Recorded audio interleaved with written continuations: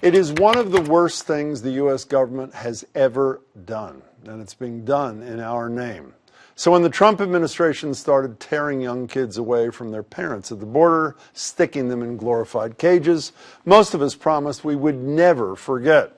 Unfortunately, memories are far too short these days, with Trump's trade war, renewed battles over abortion, rising tension in the Middle East, and now his Twitter announcement proclaiming millions of ICE arrests starting next week.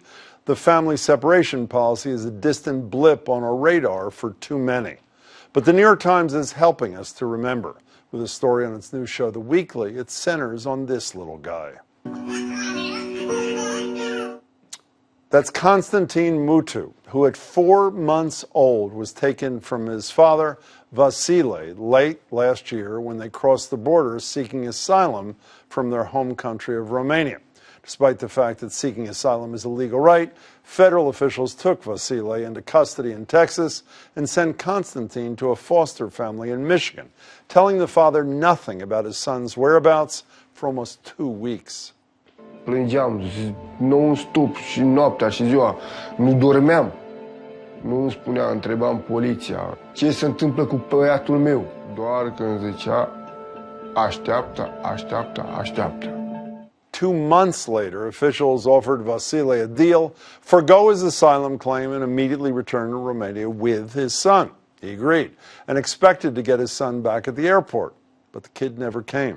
So 4 months after he arrived in Michigan, the then 8-month-old Konstantin was required to appear in front of a judge in federal court, where his lawyer requested that the U.S. pay for him to be returned to Romania as soon as possible.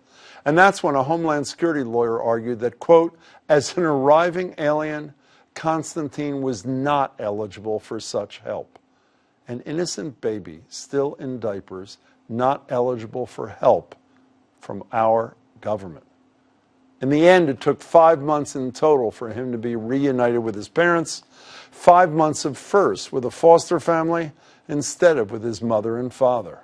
I think for me, every time Konstantin would, like he started sitting up or he started to feed himself or, when he started to really interact, I would always think it breaks my heart that his mom is missing this.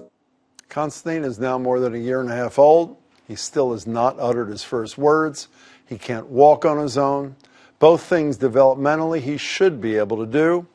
That is on our government, and by definition, that is on us.